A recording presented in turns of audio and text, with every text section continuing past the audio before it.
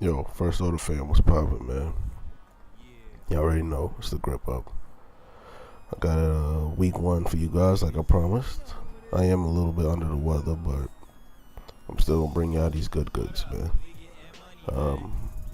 At the end of the preseason, I didn't upgrade the player with the XP, but I'm gonna take care of that right now. It was kind of difficult for me to decide what to put it on, but I just said fuck it. I'm gonna go with awareness, play recognition, and tackle. I'm trying to get, I'm gonna attack the most important things first, and then go on to the optional shit. I didn't upgrade any traits, but that's gonna be next. Before I do anything else with the actual stats, I'm gonna get big hitter, high motor, and strip ball.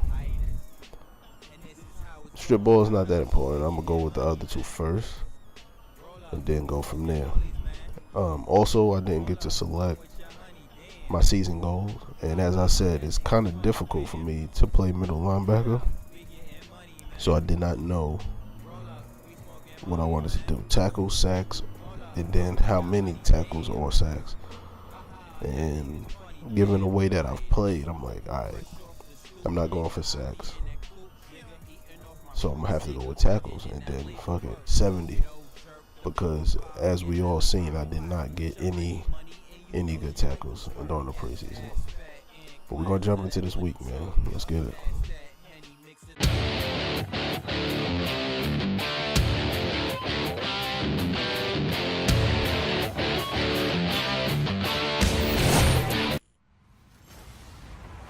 Hello, everybody. I'm Larry Ridley.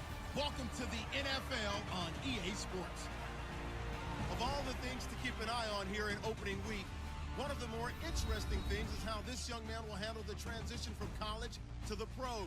We'll see how he adapts to life as a rookie middle linebacker in the NFL. It's the Saints going up against the Vikings.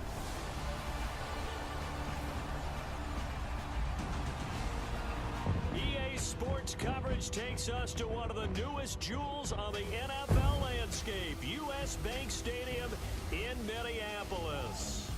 Nothing like the fanfare of introductions to an NFL game, and that was in evidence a moment ago. Fireworks, pyrotechnics, you name it, this crowd is ready as their guys get set to match up between the New Orleans Saints and the Minnesota Vikings. Hi again, everyone. Brandon Gaudin alongside Charles Davis. And Charles, you look at this Vikings ball club, an early season tilt. And when it's an early season tilt, should be ready to roll. Well, let's face it, the aches and pains haven't really set in yet, and both teams eyeing a really good start to get things going.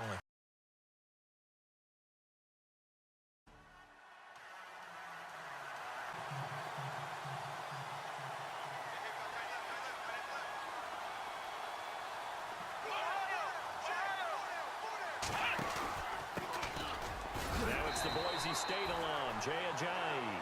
And he's going to be met at the line of scrimmage and taken down. Off the corner. Where'd he come from? Well, I guess he came off the corner, but really nice play. I like when you're able to pose a question and answer it at the same time. That's exactly where he came from, but it's not something that you normally see. Most of the time, we're thinking about those guys covering pass catchers. In this case, he was a big factor in the run. Well, they obviously read man coverage their partner, and he got downfield, broke down the defender, made him What do you mean by that? Yeah, he made him think he was going to run a different route.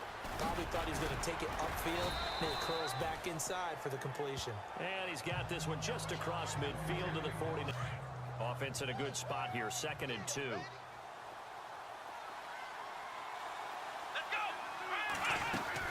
They run again with Ajayi.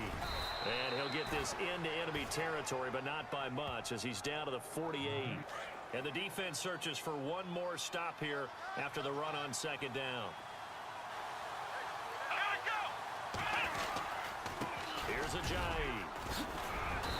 And he will have a first down here at about the 40. One unit I know you want to watch is that offensive line. If they keep clearing holes like that, Could be a long night defensively.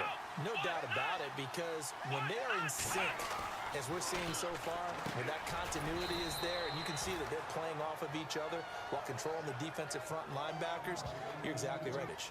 I don't believe that this opening drive is surprising to either one of us after the time we spent with the coaching staff and players prior to the game. What about you? Absolutely. Not only that, but that big article in the paper this morning about their philosophy on starting games like you're shot out of a cannon, and that's what they've done. Very methodical here on this first drive. Yeah, so many teams talk about that fast start. We're actually seeing... That run right there was an offensive line coach's dream, wasn't it? Guys picked up all of their assignments, created a nice gap for the running back to get through, pick up 7 yards. Yeah, he's probably chortling on the headset right now saying, we got it going, boys. Let's keep it going. And he'll go down here at the 12-yard line. It's been the running game for the most part that's powered them down there. Another nice burst there, picking up a first down. Now it's 1st and 10, as you said, in the red zone. They'll run it now.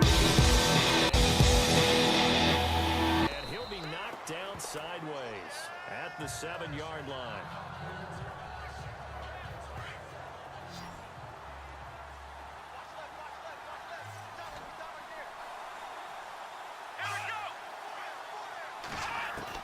Now they'll throw with Taylor. And incomplete there. A nice hit. Jars the ball free and brings up 3rd down. But a pretty long opening drive. This will be play number 11 coming up on 3rd down. Now Rodgers. And he'll take it into the end zone for the Saints touchdown. To the field comes New Orleans. Well, these guys hardly got a chance to catch their breath after the quick turnover, but I doubt they're complaining much. Especially with the field position they get to start with. I wouldn't be complaining either. I'd want to get right back out there and get after them, because now you have an opportunity to make a big play.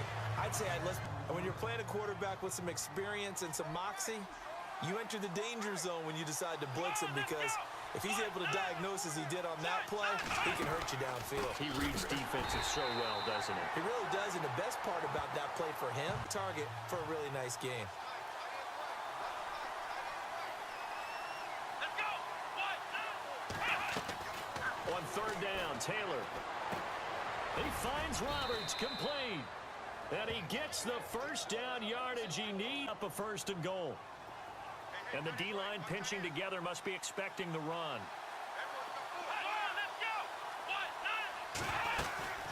They'll run it now out of the gun.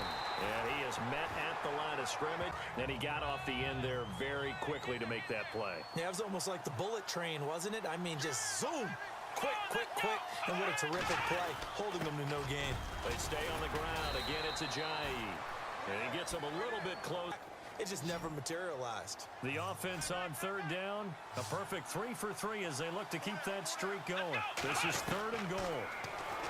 Taylor, and he's got him. It's caught in the end zone. Touchdown, New Orleans. To the field comes New Orleans. And right now they're saying, hey, let's keep this going. 2 drives, 2 touchdowns. Yeah, can't ask for a better start than that, can you? I mean, this is the way you practice it. This is the way you rehearse it. But right now, the play calling, they're locked in really well. Hoping now to get back in the end zone on this one, didn't he? It felt like everyone got a piece of that tackle.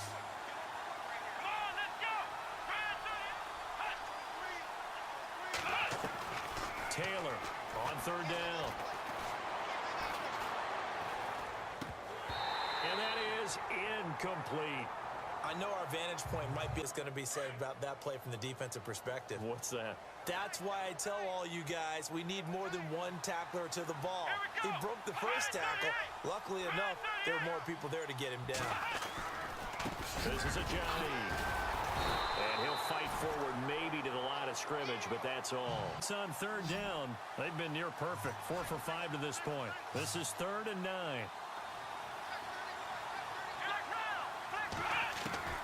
From the shotgun, it's Taylor. He's going to loft one deep left, and this will be caught at the 30. A very nice pickup of 33 yards. Was that a receiver? Yeah, actually it was. It was a running back who was a receiver on the play. I think he's been spending time in the receiver drills getting his feet down. Well, those guys out of the backfield, they got to be good, agile with their feet. He showed the agility there with a toe tap. No doubt about it. It's like he'd run to ballet school. That's my man. That's your guy. The Saints put up 29 points a game last year, second only to the Falcons, and they're in range to get some points on this drive as well. 1st and 10. Taylor. The Vikings after him, and they get there for the sack. DeForest Buckner. But gave about half the yardage back on the sack. Excellent pressure up front. Nowhere to go with the football. Down he goes. Now Taylor. Under pressure again, and down he goes again. DeForest Buckner in there to get him for his 2nd sack of the night. Going to that 4-minute offense to close the game out, but a running game can really benefit your team right now.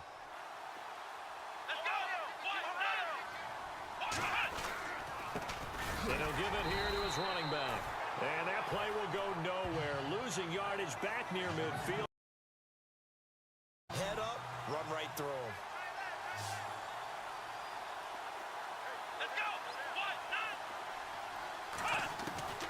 On 3rd down, Taylor. They dump off underneath to Ajayi. Give him 6 on the play, and that's going to make it 4th down. Onto the field comes New Orleans. They're out in front. Last time they had to punt it away. We'll see if they can add to their lead now. They don't want to go out and punt it away again. This team now wants to get a cushion, put people away. They want to run their offense and have it end up in the end zone. He was reaching to bring in the football. Really, really well done. Decent offense, just better defense. I think you're right. 2nd and 10 now. It's Taylor. Got a man over the middle. It's Williams. A rip. He was trying to get it to Seth. Quarter number 3. 1 quarter remains here as we wrap up the week on a Monday night. We'll return with more after this break. You're watching the NFL on EA Sports.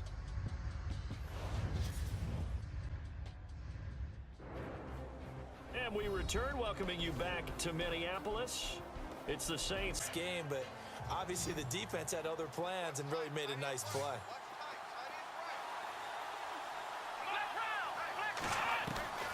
Taylor now to throw on 3rd down.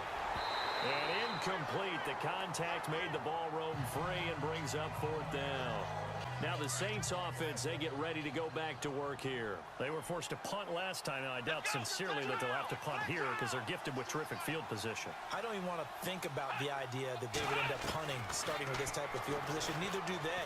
Great starting spot, great opportunity to run your full playbook.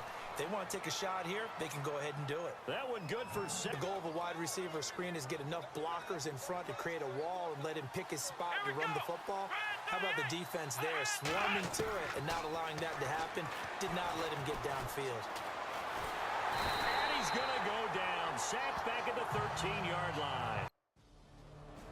It's the Saints offense now as they get ready to take over here.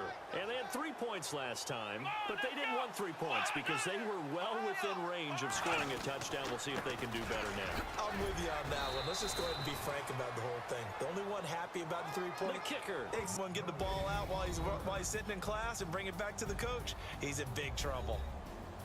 And partner, this first week, this first game that we get to call together, so special every year, week 1. You had the flyover, the big American flag out there before the game, all the hoopla, just having football back, so special. It is an opening day, opening game. There's just nothing like it because you really build to a crescendo. But the best part for us is that crescendo lasts for a while. Opening game here, an entire season. We get into the playoffs, to the Super Bowl. I was really excited. I could barely sleep last night. I can't imagine being a player. So for New Orleans, it'll be a happy trip home as they start the season with a road victory here on a Monday night. And they'll return home next week to take on the New England Patriots. Meanwhile, for the Vikings, they obviously fall to 0-1 with the defeat. And they'll try to rebound next week as they head to Heinz Field to take on the Steelers.